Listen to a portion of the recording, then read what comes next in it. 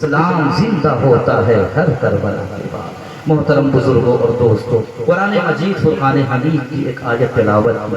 اللہ فرماتا وَلَا تَقُولُوا لِمَنْ يُقْتَلُ فِي سَبِيلِ اللَّهِ أَمْوَاتٌ بَلْ أَحْيَاءٌ وَلَٰكِن لَّا تَشْعُرُونَ۔ جو اللہ رب العزت کی راہ میں شہید ہو جائے، اللہ تعالیٰ کے راستے میں جو قتل کر دیا جائے، اللہ رب العزت نے فرمایا کہ انہیں مردہ نہ کہو بلکہ وہ زندہ ہے، لیکن ان کی زندگی کا تمہیں شعور نہیں ہے، یعنی تمہاری عقل نہیں ہے کہ تم سمجھ سکو کہ ایک شہید زندہ ہے، تمہارے پاس اتنا فہم نہیں، اتنا ادراک نہیں کہ تمہاری عقل میں یہ بات آ سکے کہ تم سمجھ سکو کہ کوئی شہید کٹنے کے بعد بازو کٹ جائے، سر تن سے جدا ہو جائے، جسم پر گھوڑے دوڑا دیا جائے، لیکن اللہ کہتا زندہ ہے، اللہ کہتا زندہ ہے، اللہ کہتا، کوئی اور کہتا تو شک ہوتا، مشکوک ہوتا، لیکن اللہ نے کہہ دیا جسم کٹا ہوا ہے، اب یقین کرنا پڑے گا کہ وہ زندہ ہے۔ کیوں؟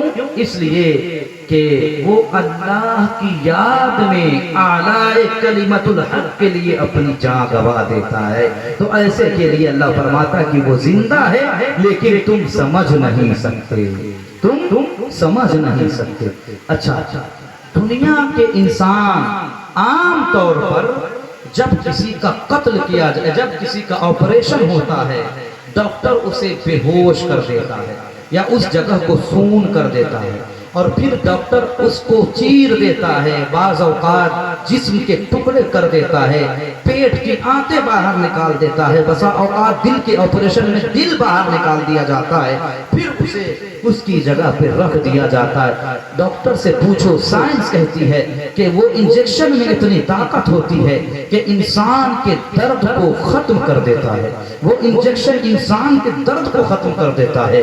تو کہا کہ دنیا کی سائنس میں، دنیا کے سائنس نے ٹیکنالوجی بنایا اور انسان کے جسم کٹ جائے، لیکن جس کا جسم کٹے اسے احساس نہیں ہوتا ہے۔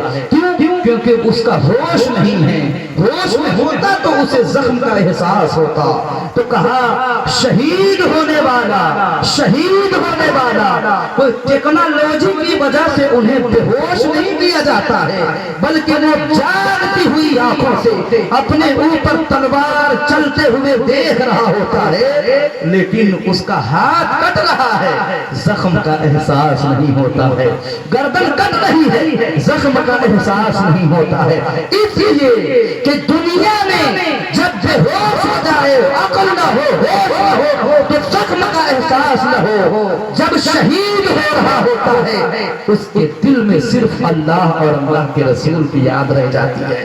دنیا کو اپنے ماتھے کی نگاہوں سے دور کر دیتے ہیں، اس وجہ سے کہا کہ کٹنے والا کٹ جاتا ہے لیکن انہیں کٹنے کی کوئی تکلیف محسوس نہیں ہوتی ہے، بلکہ اللہ کی یاد میں وہ کٹ رہا ہوتا ہے تو اس کی وجہ سے انہیں اور مزہ ملتا رہتا ہے۔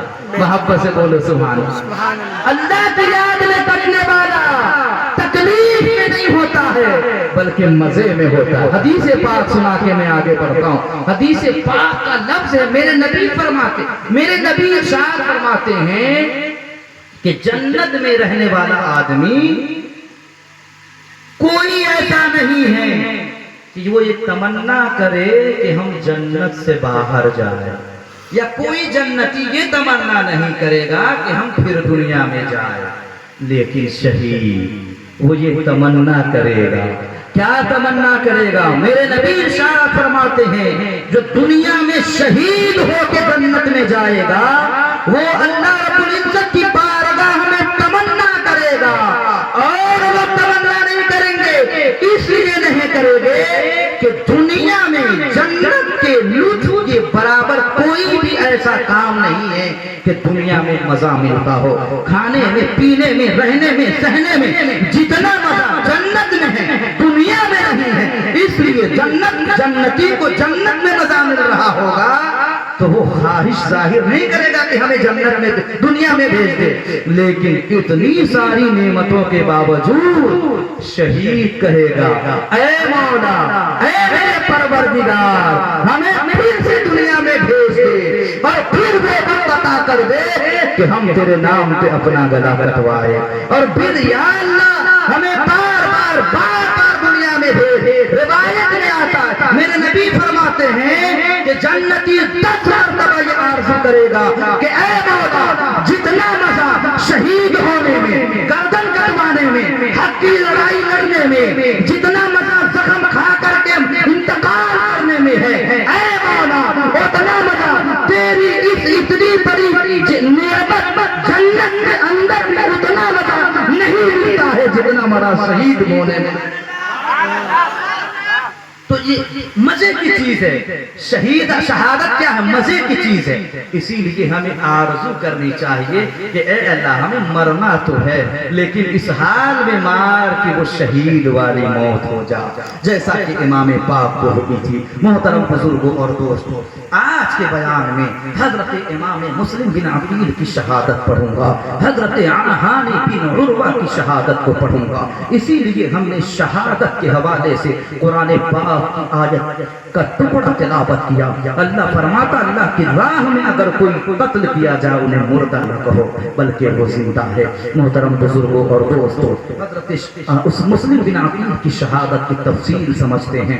آئیے حضرت امیر معاویہ رضی اللہ تعالی عنہ کے انتقال کے بعد 60 ہجری شروع ہو چکا۔ 60 ہجری یاد رکھیے گا، میرے نبی کی ہجرت کو 60 سال ہو چکے، میرے نبی کے انتقال کو 50 سال ہو چکے، میرے نبی کے انتقال کے بعد 50 سال کے بعد امیر معاویہ کا انتقال ہوا۔ یزید تخت نشین ہو گیا، اپنے آپ کو بادشاہ بنا دیا، لوگوں سے بیعت کا مطالبہ کرنے لگا اور کہا کہ سب سے پہلے حسین سے بیعت کرواؤ، عبداللہ ابن زبیر سے بیعت لو، حضرت عبداللہ ابن عمر سے بیعت لو۔ یہ سرداران ہیں، یہ بڑے بڑے لوگ ہیں، ان سے اگر ہم بیعت لے لیں گے تو ہم کامیاب ہو جائیں گے۔ چنانچہ اس نے ولید بن عقبہ کو جو مدینے کا گورنر تھا اس کو خط